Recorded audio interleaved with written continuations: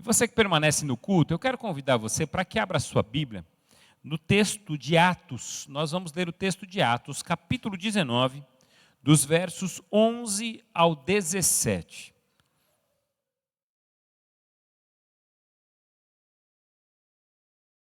Atos, capítulo 19, dos versos 11 ao 17.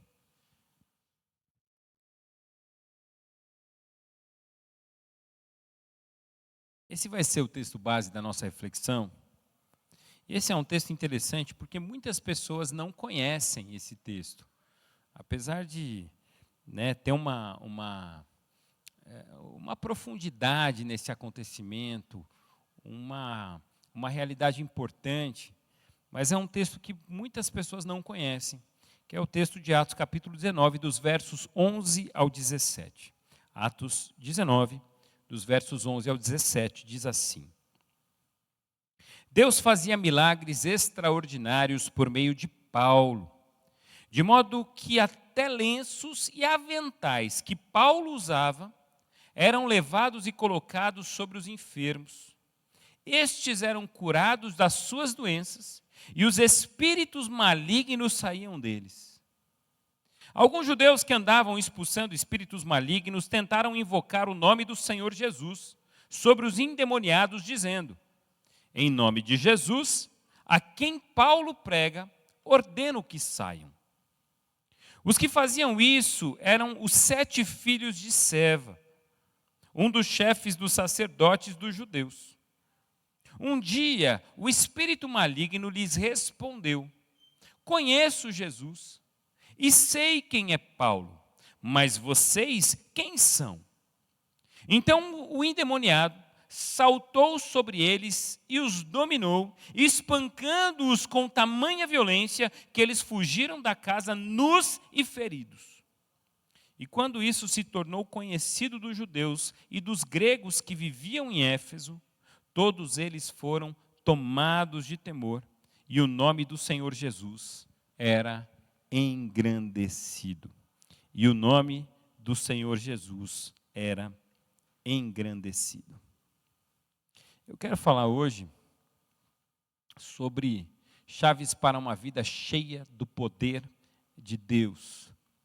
A gente pode chamar de caminhos, mas talvez você leia esse texto e se pergunte: bom, o que nós podemos aprender com esses homens? E uma das coisas que a gente pode aprender com esses homens é o que não fazer. Às vezes uma lição importante que a gente extrai da vida, sobre alguns acontecimentos, é sobre o que nós não devemos fazer. Mas está implícito nesse texto também algumas atitudes que nós precisamos ter. Então, por isso que leva esse nome, essa mensagem. E eu quero começar com essa frase de Leonard Ravenhill. Ele foi um britânico, evangelista, e ele disse: o nome de Jesus não é uma fórmula mágica, mas uma chave que só abre portas na mão de quem carrega a cruz. O nome de Jesus não é uma fórmula mágica, mas uma chave que só abre portas na mão de quem carrega a cruz. E uma outra frase de A.W. Tozer, que é: Deus não divide sua glória com ninguém, onde há soberba, o poder é retido, onde há quebrantamento, o céu se abre. Ou seja, a vida de fé, a chave para vivenciar o poder de Deus, é um caminho e não são momentos estanques e específicos. É uma caminhada. É uma caminhada que nos leva a experimentar tudo aquilo que Deus quer derramar sobre as nossas vidas. Nesses tempos atrás, ficou muito conhecido e famoso no meio da internet um garoto, um adolescente, que hoje ele tem 15 anos, chamado Miguel, missionário Miguel.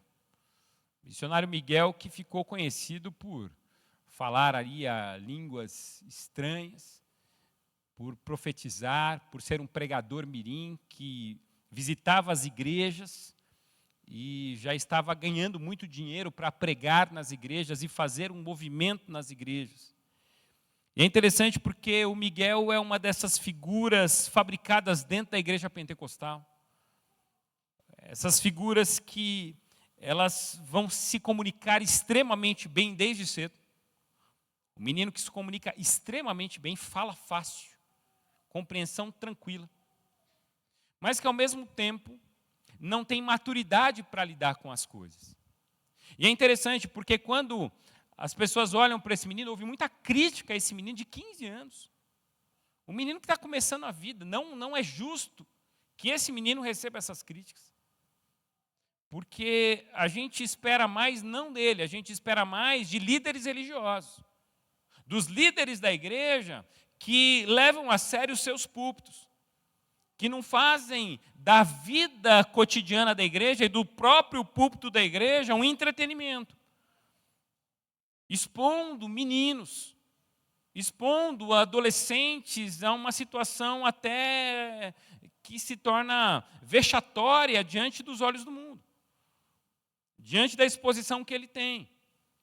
E o que está na pauta aqui não é se é um menino de Deus ou não, porque eu acredito que seja, mas que é uma caminhada para que a gente chegue a uma maturidade. Há uma caminhada para que a gente alcance maturidade na vida. A gente vive dias perigosos, porque muitos querem viver o poder de Deus, mas não vivem a caminhada com Deus. Um menino de 15 anos ainda não tem maturidade para lidar com muitas coisas. Eu sei porque eu tenho 2 em casa, eu tenho um de 14 e um de 16. E é um barato, porque a adolescência é uma fase interessante, né? Tem horas que você fala, maduro demais. Tem horas que você fala assim, é uma criança ainda. Ainda não definiu se amadureceu ou se não. Tem horas que tem atitudes maduras, tem horas que tem atitudes infantis. É a adolescência. A adolescência é assim. Então, quando a gente olha para a nossa própria vida cristã, a gente entende que a vida com Deus é uma caminhada, que a vida com Deus para alcançar as coisas de Deus não está relacionada a uma manipulação de uma palavra mágica, não está relacionada apenas a falar ao nome de Jesus, mas está relacionada a uma caminhada com Deus relevante e abençoadora e duradoura. Eu costumo dizer que a gente quer os resultados hoje sem viver os processos. A gente quer alcançar resultados sem viver processo. A gente quer viver o poder de Deus sem uma vida de quebrantamento. A gente quer experimentar a ressurreição sem o caminho da cruz. A gente quer ver o milagre sem o caminho da oração. É a vida fácil. É a vida sem trabalho, é a vida sem esforço. Jesus, em determinado momento, vai dizer assim, olha, vocês precisam se esforçar porque a porta é estreita. Estreito é o caminho que leva à salvação. Necessita de esforço, necessita de caminhada. A gente vive em uma época onde muitos tratam o sagrado com irreverência. Os antigos, eles diziam assim, olha, você lembra da sua avó dizendo isso? Olha, filho, olha, minha filha, com Deus não se brinca. E de repente a gente vive uma igreja que faz tudo de qualquer jeito, que quer simular o poder de Deus, mas não tem uma vida com Deus. Não tem uma caminhada, não tem uma construção. Uma geração que ridiculariza o espiritual, banaliza o santo, tenta manipular o divino como se fosse entretenimento. E por que eu estou falando isso? Porque é isso que está no texto. Porque é sobre isso que o texto está falando. A gente vai encontrar no texto um exemplo das consequências dessas atitudes, de homens tentando usar o nome de Jesus como uma fórmula mágica. E o versículo 14, ele vai mencionar os 7 filhos de Seva. Porque havia um grande mover de Deus nesse período. Em Atos você vai ver uma igreja vibrante, você vai ver que as coisas estão acontecendo na vida da igreja. Você vai ver que a igreja está evoluindo, a igreja está crescendo. Deus está operando sinais e maravilhas a partir da vida dos apóstolos, a partir dessa igreja que se inicia. E isso chama a atenção de muita gente. Tanto que no capítulo 8, quando você lê o capítulo 8 do livro de Atos, você vai ver Simão, o mago. Simão o mago, ele se converte, ele tem uma experiência com Deus, mas ele vê os discípulos, eles orando uns pelos outros e o Espírito Santo sendo derramado, então ele quer isso sobre ele, então ele vai procurar os discípulos dizendo, olha, como que eu faço para ter o que vocês têm? Quanto que eu tenho que pagar para vocês me ensinarem a fazer isso? A hora que Pedro ouve isso, Pedro fala assim, rapaz, para agora, nem continua essa sua fala. Você não sabe com o que você está brincando. Aliás, arrependa-se pelo que você acabou de falar, para que a mão de Deus não pese sobre você a partir de agora. Isso não é uma brincadeira. Os dons do Senhor não é algo que se compra. Aquilo que Deus quer derramar sobre a sua igreja não é algo que a gente compra na padaria ou na vendinha da esquina. Os dons, a bênção, a graça, a autoridade, o temor do Senhor não é algo que a gente apenas adquire porque a gente quer, é algo que a gente constrói, é uma compreensão, é uma mudança de mente que o Espírito proporciona sobre as nossas vidas. Então, quando a gente olha para esse texto, a gente vai ver essa mesma realidade. Por quê? Porque nesses versos, a gente vai ver os filhos de Seva, vendo o que o apóstolo Paulo estava fazendo ali em Éfeso. O apóstolo Paulo, ele andava, ele pregava, gente sendo curada, os seus lenços eram levados, roupas, pedaços de roupas eram levados e colocados sobre os enfermos, e os enfermos eram curados, e de repente os filhos de Seva, eles ficam impressionados com aquilo. Eles falam, a gente também quer viver isso aqui, a gente também quer ter esse poder que o apóstolo Paulo tem. E eles percebem que, inclusive, espíritos malignos são expulsos a partir de palavras do apóstolo Paulo ou do encostar os seus lenços nas pessoas. Então eles ficam impressionados e eles dizem, eu também quero isso. Só que esses homens, eles trabalhavam exatamente com isso. Esses homens já estavam familiarizados com essa realidade. Champlin, no seu comentário, versículo por versículo, ele vai dizer que esses homens faziam parte de uma classe de sacerdotes itinerantes que misturavam práticas judaicas com elementos místicos, especialmente exorcismo. E esses filhos de Seva atuavam como exorcistas ambulantes, viajando e tentando expulsar espíritos com encantamentos. E nessa cidade de Éfeso em especial, que era uma cidade que ela era envolvida em ocultismo, magia, rituais. Então havia essas práticas de magias, de rituais, de ocultismo dentro da cidade de Éfeso. E é nessa cidade que quando o apóstolo Paulo ele visita, algumas coisas começam a acontecer, pessoas começam a ser libertas. E quando eles olham para Paulo fazendo tudo isso, talvez eles tenham até tido êxito em algum momento em que eles falaram no nome de Jesus. Mas chega um momento, o apóstolo Paulo não é citado como estando presente. Os filhos de Seva vão expulsar um demônio, vão expulsar um espírito maligno de uma pessoa. E eles dizem, olha, eu expulso você em nome de Jesus, a quem Paulo prega. E quando eles fazem isso, a Bíblia diz que esse espírito se levanta contra eles e diz, eu conheço o Cristo, eu sei quem é Paulo, mas eu não conheço vocês. E a Bíblia diz que esse espírito demoníaco os domina e agride eles, e espanca os 7 filhos de Seva. A ponto de que esses homens vão embora nus, sem roupa. Ou seja, a surra foi grande. Por quê? Porque eles tocaram no sagrado sem temor. Porque eles mexeram com aquilo que não deveriam mexer. E a gente vai falar um pouquinho sobre isso agora. Eu estava me lembrando hoje de manhã de acho que foi no ano retrasado, que saiu uma notícia de uma escola no norte do Brasil, onde no intervalo, muitas crianças, adolescentes passando mal, começaram a reclamar, havia uma movimentação estranha e de repente alguns adolescentes surtavam, ficavam incontroláveis. E ninguém sabia o que estava acontecendo naquela escola, até que o porteiro olhou, um porteiro cristão olhou aquela situação e começou a orar por essas crianças. E essas crianças começaram a ser libertas ali no intervalo. Então, quando o pessoal foi atrás para saber o que estava acontecendo, essas crianças, esses adolescentes, eles estavam mexendo com práticas ocultistas, com aquelas brincadeiras do copo. Lembra a brincadeira do copo, da mesa? Que as pessoas se reúnem em volta de uma mesa, essas pessoas começam a invocar espíritos malignos, e esses espíritos começam a mexer o copo e conversar com as crianças, se movimentando até as letras, e esse copo, quando ele quebrava, esse espírito tomava alguns adolescentes que ali estavam. É mexer com coisa que não é brincadeira. É aquilo que os nossos antigos falavam, com Deus não se brinca e com essas coisas não se brincam.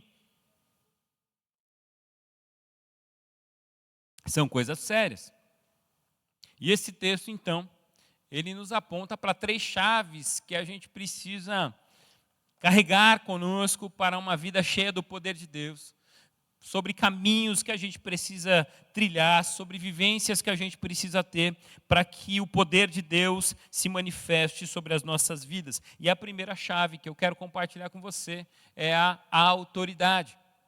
E olha que interessante o que o texto vai dizer. Deus fazia milagres extraordinários por intermédio de Paulo. Deus ele realizava milagres extraordinários através da vida do apóstolo Paulo. E é interessante porque Champlin, no seu comentário, ele vai dizer que esses milagres extraordinários, aqui eles vão além do comum até para os padrões apostólicos. Ele vai dizer que Deus estava confirmando o ministério de Paulo diante de uma cidade dominada pela feitiçaria, pela idolatria. Não se tratava de um show, mas de um confronto espiritual, onde o poder de Deus se manifestava, libertando vidas, curando vidas, salvando vidas. O apóstolo Paulo, ele tinha uma manifestação de Deus sobre ele, porque é Deus quem fazia milagres extraordinários através da vida dele, mas esses milagres eram feitos através da autoridade que Deus dava a ele. E essa manifestação do poder de Deus na vida do apóstolo Paulo era fruto de uma história, de um histórico de entrega, de sofrimento, de submissão, de uma missão clara na vida do apóstolo Paulo. Ele não apenas falava sobre Jesus, ele vivia Jesus. É aquela ideia do James Mackay, quando ele diz, olha, se você quiser saber no que realmente uma pessoa acredita, não ouça o que ela diz, veja o que ela faz. Porque aquilo que você faz grita muito mais alto do que aquilo que você diz. Aquilo que você faz expressa com maior força quem você realmente é, não aquilo que você fala. E é essa ideia, é justamente essa ideia que está presente aqui no texto. Há uma autoridade espiritual, e essa autoridade que está sobre a vida de Paulo não era uma posição, não estava relacionada a uma fala específica, mas era uma legalidade espiritual conquistada através da obediência, do sofrimento, da fidelidade e do cumprimento do seu propósito. Paulo tinha autoridade. Paulo tinha autoridade, a autoridade do Senhor foi dada a ele. Paulo, se você ler alguns textos anteriores a esse, você vai ver que Paulo já havia enfrentado naufrágios, ele havia enfrentado prisões por causa de Cristo, ele já havia enfrentado apedrejamentos, ele já havia enfrentado rejeições dos próprios judeus, perseguições constantes. Mas, de repente, esse homem que vive em função de Cristo, o poder de Deus está nele, a ponto das pessoas desejarem aquilo que ele tem. Mas as pessoas, é aquele negócio que a gente às vezes ouve por aí, né? As pessoas querem ter o que eu tenho, mas não querem viver o que eu vivi, né? Aquilo que as pessoas dizem, olha, querem ter o que eu tenho, mas não querem viver o que eu vivi. Porque é muito sobre isso. Eu quero ter o poder de Deus, mas eu não quero passar pelas lutas que esse homem passou.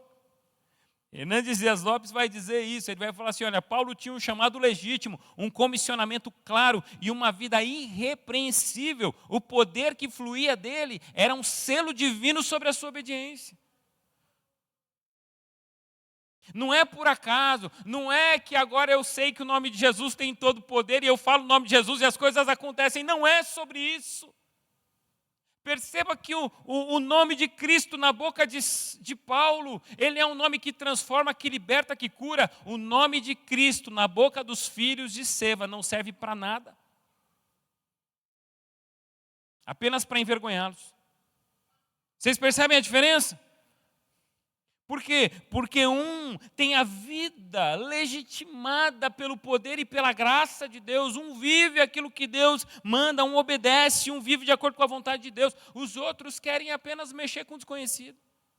Os outros querem apenas o poder. A autoridade espiritual é a permissão de Deus para que possamos representar o reino dele com poder e propósito. Tem alguns anos atrás, aliás, há vários anos atrás, algumas igrejas começaram a trabalhar um livro chamado Autoridade Espiritual do Atmani. Esse livro era um livro que muitas pessoas até utilizavam, alguns líderes utilizavam, para que houvesse uma autoridade completa sobre os seus membros, sobre as suas ovelhas. Então, assim, esse livro ele não é um livro que eu concordo em muitas partes, mas ele tem alguns trechos interessantes. E uma das falas do Atmani é justamente essa. A autoridade espiritual é sempre proporcional à nossa submissão ao senhorio de Cristo. Faltou aqui a parte de Cristo. A autoridade espiritual é sempre proporcional à nossa submissão ao senhorio de Cristo. Também, John Stott vai dizer a mesma coisa. Ele vai dizer assim, Deus não dá autoridade sem quebrantamento. Para que eu tenha autoridade do céu, o meu coração precisa se quebrantar na presença de Deus. A autoridade está vinculada ao quanto eu me quebranto, o quanto eu tenho de Deus, e eu recebo essa legalidade de Deus para falar em sua autoridade. Jesus, ele fala sobre isso. Toda autoridade me foi dada nos céus e na terra, portanto vão e façam discípulos, porque essa autoridade eu dou a vocês. Eu compartilho com vocês para que vocês vão em meu nome. É essa autoridade, é nessa autoridade que vocês vão falar a partir de agora. Ou seja, a autoridade do Senhor é derramada sobre nós. Por exemplo, eu não posso tomar essa autoridade por força. Eu não posso tomar essa autoridade porque eu falo no nome ou porque eu falo bem. Essa autoridade é uma autoridade que a gente constrói. Essa é uma autoridade que a gente recebe no dia a dia, a partir dos nossos atos. Então, por exemplo, vamos pegar o exemplo de um policial. Policial é autoridade, não é autoridade? Mas se eu chegar aqui e receber uma arma, um policial me empresta a arma e o distintivo, e eu carrego uma arma e um distintivo agora. Eu sou policial porque eu estou carregando uma arma e um distintivo? Sim ou não? Não. Ah, mas eu estou com a arma e com o distintivo. Não, isso não faz de mim um policial. Por quê? Porque eu não fiz nenhum processo para me tornar policial. Eu não sou reconhecido, eu não tenho a legalidade de um policial. Por mais que eu tenha os itens em mãos. Quem tem a legalidade é o policial, quem tem a autoridade é ele. Quem pode falar com essa autoridade é ele. A primeira vez logo que eu cheguei aqui em Marília, eu fiz uma reunião com o nosso irmão presbítero Marcon. O presbítero Marcon era policial na época, ainda estava em atividade, mas naquele dia ele estava paisana, né? Ele tinha saído ali do trabalho já, tinha passado na casa dele, e aí ele veio fazer uma reunião comigo na igreja, não foi aqui, acho que foi no outro salãozinho lá em cima. E eu fui ter a primeira reunião com o Marcon.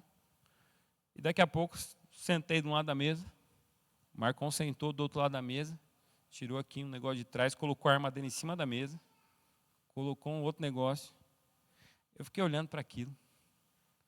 Aí eu falei para ele, assim, só quero dizer assim, que tudo que você falar aqui, você tem razão. E já está resolvida essa reunião. Assim, para mim está tudo ok, né? Não tenho nenhuma, né? Não vou me opor a você de maneira alguma, né? Mas está tudo ok. E não, pastor, é que eu não posso, né? Eu tenho que andar com a minha arma. Ainda foi num período muito difícil que a gente está tendo ataques a policiais por aí, né? Mas eu achei muito interessante aquele ato dele colocar a arma sobre a mesa, ali do ladinho dele. Eu falei, rapaz, você tem razão em tudo. Eu não discuto com nada. Gente do céu. Você também não discutiria, André. Você tem juízo. Foi um recado muito bem dado.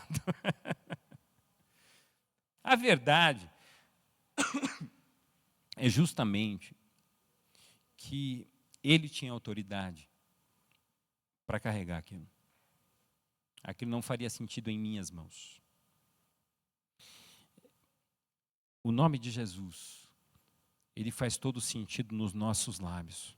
Nós que somos os seus filhos, que andamos de acordo com a sua vontade, Deus nos dá nessa noite autoridade. Amém, igreja? Aliás, quando eu digo nessa noite, não é que seja agora, mas é que a sua vida, e eu quero que você entenda isso, a sua vida com Deus, a sua caminhada com Deus leva você a uma vida de autoridade. Portanto, fale com autoridade, viva com autoridade. Portanto, continue firme no Senhor, sofra cheio do Espírito Santo, haja, não venda seus valores, não se venda diante das circunstâncias, para que a autoridade do Senhor permaneça sobre nós, para que nós possamos orar pelos enfermos, para que nós possamos expulsar os espíritos malignos, para que a gente possa proporcionar libertação. É a igreja que faz tudo isso. A autoridade de Deus está sobre mim e sobre você. Amém, igreja? Segundo lugar, segunda chave. É a chave do conhecimento e da intimidade. Olha o que o texto vai dizer. Em nome de Jesus, a quem Paulo prega, eu ordeno que saiam. Aqueles homens, eles vão até esse homem tomado por um espírito possesso. Os filhos de Seva, eles tentam usar o nome de Jesus sem conhecê-lo. Eles tinham informação sobre Paulo, mas nenhuma revelação do Cristo. Eles tentaram dominar o poder sem a comunhão com o Deus do poder. Interessante, porque o demônio vai responder para eles: eu conheço Jesus e sei quem é Paulo, mas vocês quem são? E a ideia aqui, no grego, a palavra para esse conhecimento aplicado a Jesus é gnóstico, que é um conhecimento relacional, é um conhecimento profundo. Então, quando eles falam, eu sei quem é Jesus, eles falam, eu sei profundamente quem é Jesus e do que ele é capaz. Esse Jesus, o qual vocês estão mencionando, o espírito maligno tem uma compreensão profunda sobre quem é ele. E eles vão dizer ainda mais. Porque a palavra utilizada sobre Paulo, eu conheço também, eu sei quem é Paulo. Essa palavra do conhecimento sobre Paulo é um reconhecimento de autoridade. Eu sei quem é Jesus profundamente, eu sei quem é esse Paulo porque ele tem a autoridade desse Cristo. Mas eu não sei quem são vocês. Mas vocês não têm essa autoridade. Vocês não têm ligação nenhuma, nem com Paulo, nem com Cristo. Não há nenhuma intimidade, não há nenhuma aliança, não há nenhum conhecimento sobre vocês. Essa necessidade humana que a gente tem às vezes de manipular o sobrenatural, de achar que se a gente falar algumas palavras as coisas acontecem, se a gente executar algumas ações as coisas vão acontecer. Essa ideia de que eu quero manipular esse mundo espiritual usando palavras mágicas, mas não é assim que funciona. Não é assim que funcionam as coisas. A gente tem essa mania, e esse texto ele desnuda essa mania do ser humano de querer manipular o sobrenatural, de querer criar o seu Deus para que possa controlá-lo.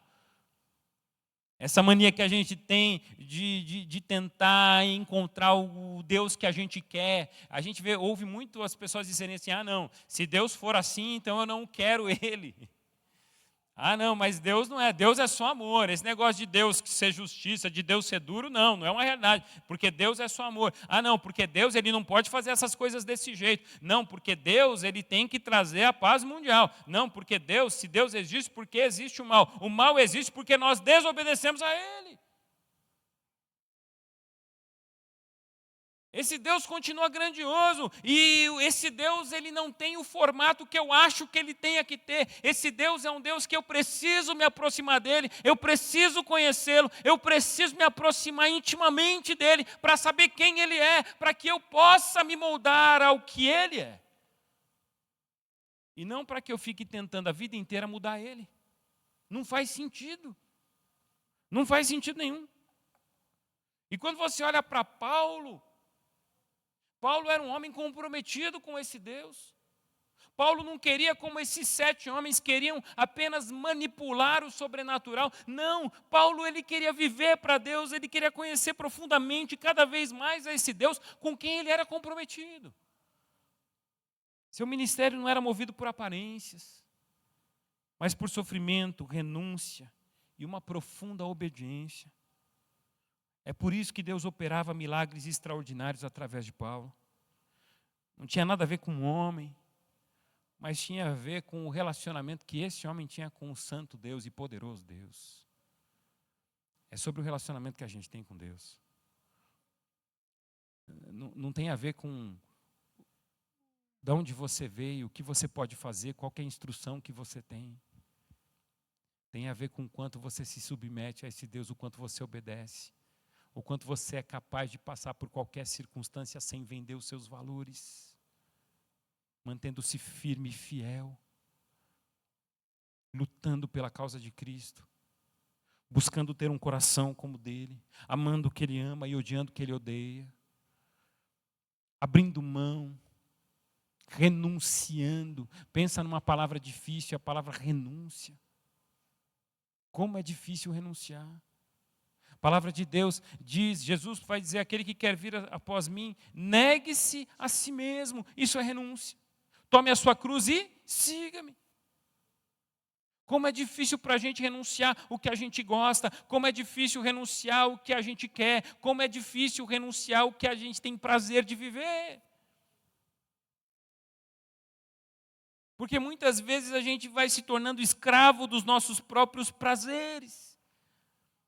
A gente só quer viver o que nos dá prazer, e de repente a Bíblia fala assim, não é bem assim. Você, para viver para Cristo, para você viver em Cristo, você tem que renunciar. Aquele que quer vir após mim, negue-se a si mesmo. Negue-se a si mesmo. Quando o apóstolo Paulo ele tenta entender quem é Deus, é nesse momento que ele vai dizer, ó profundidade da riqueza, da sabedoria e do conhecimento de Deus. Quão insondáveis são os seus juízos e inescrutáveis os seus caminhos. Eu quero entender os seus caminhos e eu não consigo, porque eles são inescrutáveis. O apóstolo Paulo vai dizer, quem conheceu a mente do Senhor, ou quem tem sido seu conselheiro, quem primeiro lhe deu para que ele o recompense, pois dele, por ele, para ele são todas as coisas, ou seja, ele é o centro de todas as coisas.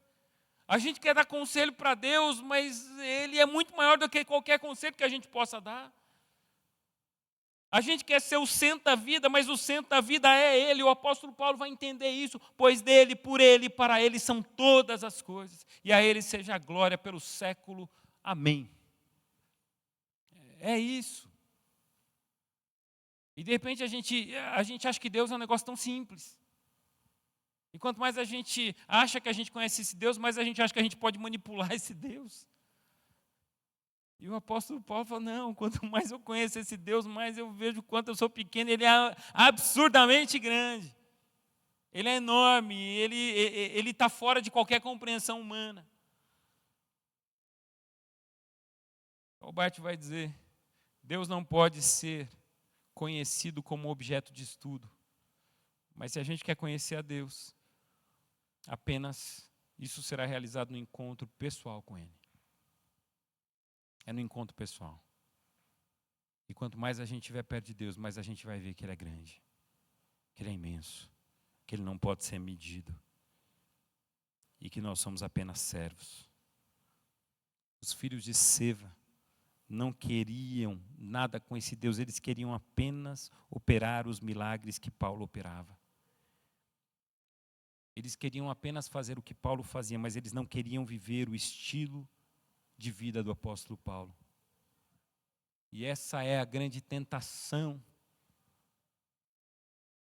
da vida moderna, buscar os dons sem caráter, poder sem cruz, púlpito sem joelho, transformação, milagres sem se ajoelhar. Essa ideia de que a gente quer viver as grandes coisas de Deus, mas a gente não quer passar pelos processos. Deixa eu dizer uma coisa para você, você está passando por duros processos, mantenha-se firme, porque o poder de Deus está sobre a sua igreja. Deus está agindo na vida da sua igreja. Deus está aperfeiçoando a sua igreja. Não, mas eu estou me sentindo fraco, eu estou me sentindo pequeno. E aí a palavra de Deus vem com força dizendo, é na tua fraqueza que o Senhor se faz forte. É na nossa escassez que a gente precisa esperar mais do Senhor.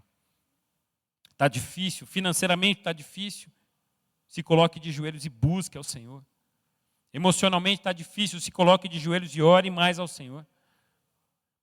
Espiritualmente está difícil, se coloque em oração e ore muito mais, leia a Bíblia, creia, clame. Porque Deus está ouvindo o seu povo.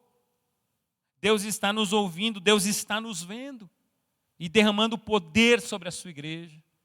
E, terceira chave, temor e humildade. O texto vai dizer,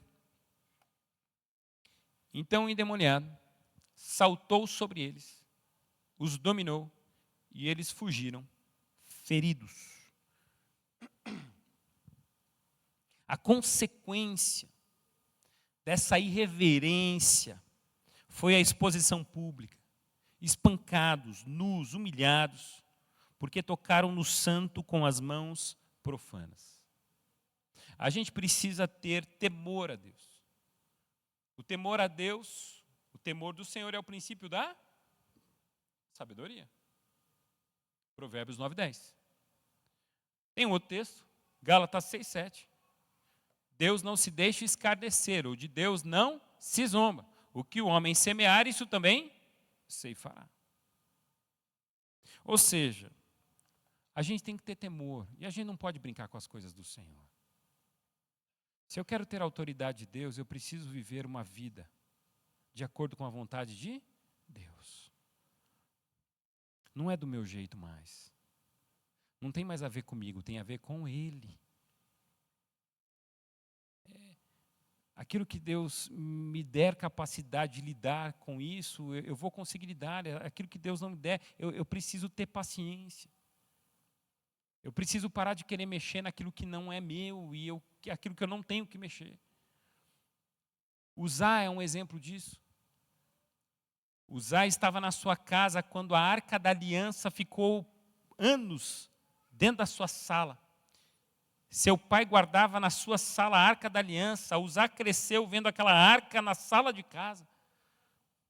Aquela arca que Deus havia dado a ordem, olha, quando vocês forem levar a arca, vocês passem ali o cajado pela argola, vocês vão carregar essa arca, vocês vão cuidar, mas ninguém toque na arca, porque o dia que tocarem na arca serão mortos. E Uzá foi vendo aquela arca na sala da sua casa. Olha que maravilha, Deus está presente na minha casa através da Arca da Aliança. Chega um momento que Davi vai buscar a arca, então o povo faz uma grande festa que está levando a arca novamente para Jerusalém. Mas quando eles buscam a arca, eles colocam essa arca num carro de boi. E esse carro começa a puxar a Arca da Aliança. E quando chega no meio do caminho, o boi tropeça. Uzá, que estava acompanhando a arca de perto, que estava familiarizado com a arca, que tinha a arca dentro da sua sala durante anos, ele vai tentar sustentar para que a arca não caia. E quando ele encosta na arca, ele é fulminado e morto na hora. Por quê? Porque Deus falou para não mexer. Hoje, depois da mensagem do culto da manhã, uma irmã perguntou assim, pastor, por que Deus deixou o diabo bater naqueles homens? Por que o diabo bateu neles? Por que Deus não impediu? E eu fiquei pensando sobre isso. Eu falei, olha, na minha compreensão é porque eles agiram por eles. Eles se colocaram naquela situação. Eles foram falar com uma autoridade que eles não tinham. E eles foram mexer com alguma coisa que, a princípio, era mais forte do que eles, porque eles não conheciam. E o que Deus fez ali foi não colocar a mão dele, foi não impedir aquilo que era real e óbvio. E eles foram punidos por brincar com coisa séria. O que eu estou dizendo para você, o que eu quero que você entenda aqui, não é que você tem que ter medo, não é que você agora, meu Deus do céu, vou sair daqui, olha... Não, o que eu estou querendo dizer para você é que Deus, Ele dá a você uma condição a partir do momento que você tem temor a Ele, porque você sabe quem Ele é. Bonhoeffer vai dizer isso. Sem o temor do Senhor, a graça se torna barata, o Evangelho se torna uma filosofia fraca. Mas por causa do temor do Senhor, isso ganha vida e força. Ou seja, vamos voltar ao temor do Senhor, vamos falar do temor do Senhor, vamos viver com o temor do Senhor, vamos adquirir o temor do Senhor, vamos nos santificar para que Deus possa nos usar e parar de achar que a gente vai ser usado porque a gente diz palavras mágicas como em nome de Jesus. O nome de Jesus não é uma palavra mágica. Ele é um nome que está acima de todo nome, ele é um nome onde todo o poder está, mas ele não é uma palavra mágica. Esse nome, no lábio daqueles que amam a Cristo, naqueles que servem a Cristo, esse nome se torna poderoso, libertador e cheio de vida. Mas esse nome, no lábio de quem não crê, não faz diferença. Não faz diferença nenhuma. E Deus nos deu condições de clamarmos o nome de Jesus, de falarmos em nome de Jesus, de orarmos em nome de Jesus, crendo que Ele é poderoso e que a nossa vida santificada, a nossa vida derramada em Teu altar, fará toda a diferença.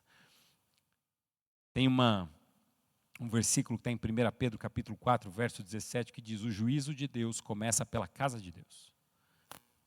Quando Deus Ele quer acertar as coisas, quando Deus Ele quer que a sua justiça se estabeleça, Ele começa pela sua própria casa. Então, quando a gente vê, por exemplo, circunstâncias em que a gente olha e fala assim, nossa, tem muitos líderes que estão envergonhando a igreja. Tenha certeza de que é o próprio Deus que está trazendo juízo sobre a sua igreja.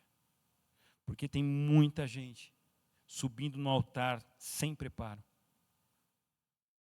Tem muita gente cantando, louvando, sem oração, sem uma vida de oração e de santificação. Tem muita gente falando de Deus sem conhecer esse Deus. Tem muitos pregadores aí que estão apenas atrás de sucesso, de fama, mas não tem temor do Senhor. E o que acontece? Aquilo que a gente vê, escândalo, queda pública, vergonha. Você vê o tempo todo. Pastores tendo que ir embora, lideranças tendo que sair, correndo. Por quê? Porque estão em vergonha, porque estão escondendo,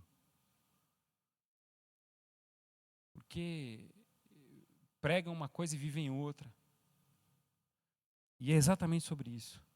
E Deus traz juízo sobre a sua própria igreja, para que muitas coisas possam mudar. E quando Deus estabelece juízo sobre a igreja, pode ter certeza que Ele não está mudando só a igreja, mas Ele está começando uma mudança em toda a nação. E que Deus traga juízo para a sua igreja. E que haja temor. Porque o resultado, e eu quero chamar a sua atenção para a gente encerrar, porque o resultado de tudo isso, o texto vai dizer no último verso que a gente leu, quando isso se tornou conhecido dos judeus e dos gregos que viviam em Éfeso, todos eles foram tomados de temor. De temor. E o nome do Senhor Jesus foi engrandecido. Eles foram tomados por temor. e o nome de Jesus foi engrandecido. Que haja temor nas nossas vidas e que Deus haja através da sua igreja, em nome de Jesus. Em nome de Jesus. Feche os seus olhos, vamos orar.